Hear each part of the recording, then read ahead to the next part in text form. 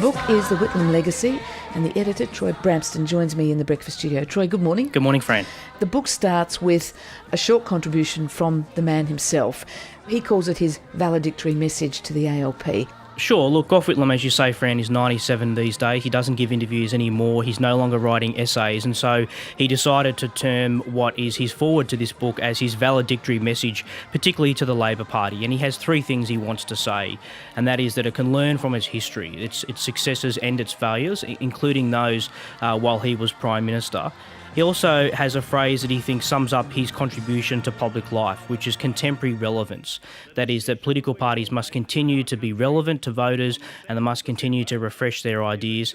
And finally, he wants the Labor Party to reclaim the importance of Parliament, what he calls the primacy of Parliament in developing, explaining and defending policies. And he wrote it during the last year of the Julia Gillard government, which was a tumultuous period in Australian politics. And I think Gough came to the conclusion that if only politicians use the Parliament more, then policies would not be blown off course, as he called it. One of the criticisms of certainly the last Labor government was it didn't sell its narrative.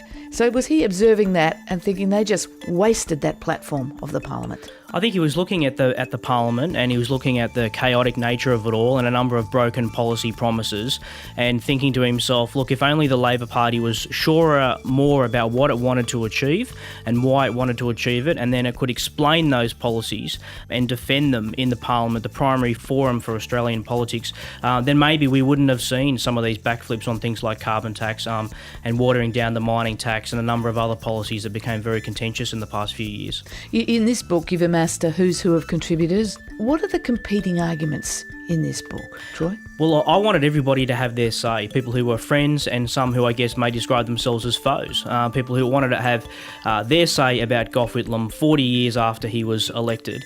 But it's not supposed to be a whitewash. There are warts on all accounts in this book.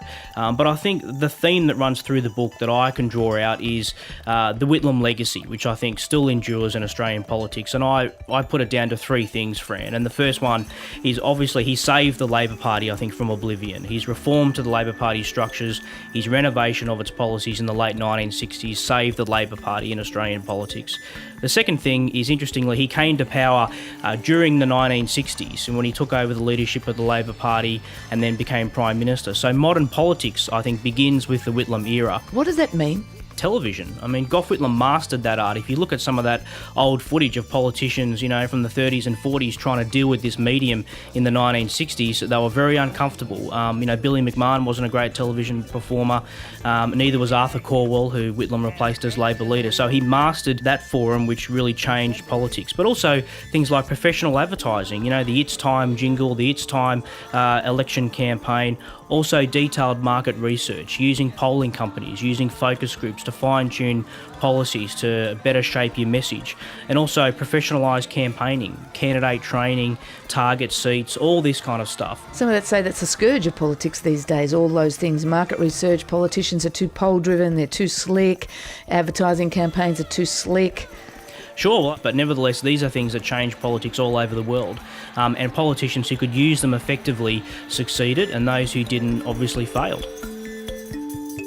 Really the most important, and that is the policy legacy. We live with this legacy all around us today, from universal health care in Medibank, now Medicare, needs-based school funding, reorientation of Australian foreign policy, particularly the recognition of China, which is now our greatest trading partner, but also the legal reforms. I mean, there are breathtaking reforms when you consider them for a second. Things like lowering the voting age to 18 years of age, territory senators, one value, one vote electoral laws, the abolition of the death penalty, no-fault divorce, legal aid, abolishing the last vestiges of white Australia policy.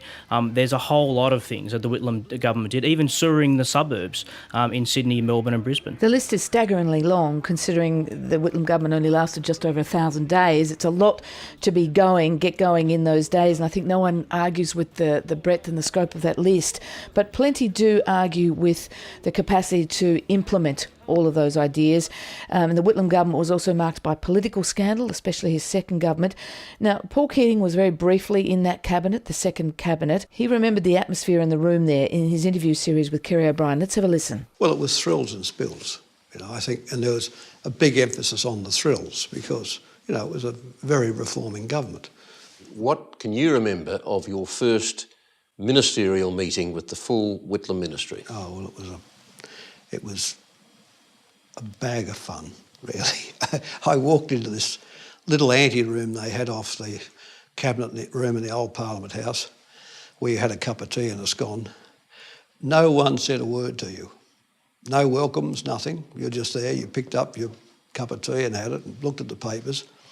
So I sat down, and then there was a long dissertation by Kep Enderby. He had this very quick style of speech, and it went on. I saw Gough grimacing up there going, annoyed. And then finally it gets the better of him. And he says, Enderby, you garrulous so-and-so, when will you shut up? And Enderby says, what, me? He said, yes, you.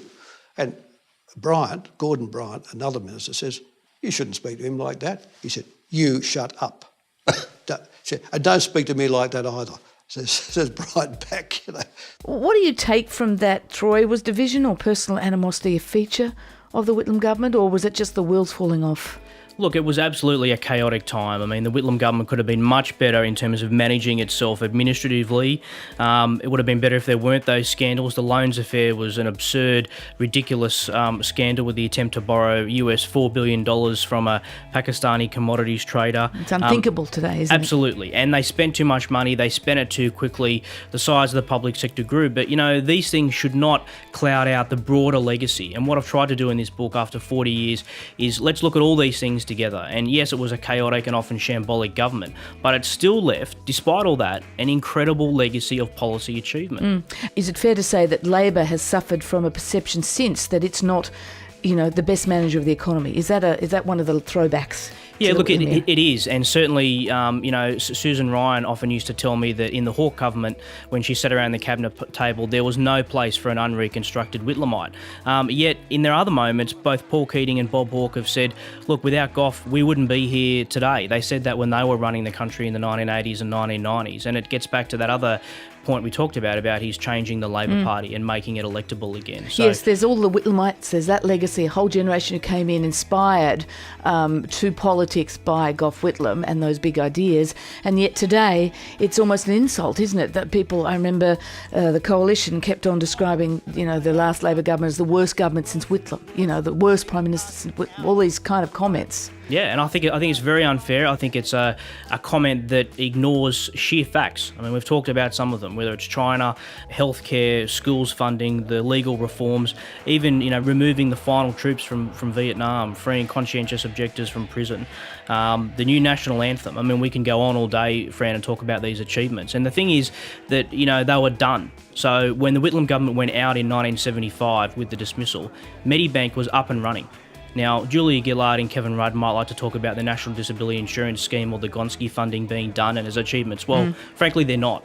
But the Whitlam government did achieve things, and they were funded and they were in place before they were dismissed on Remembrance Day 1975. And that is a great reminder that you remind us of in this book, the pace that he went at it from day one. He surprised everyone by sitting down with just, one other member and running the country and getting these ideas going. It's a great reminder. Troy, thank you very much for joining us. Thank you, Fran. Troy Bramston, editor of The Whitlam Legacy.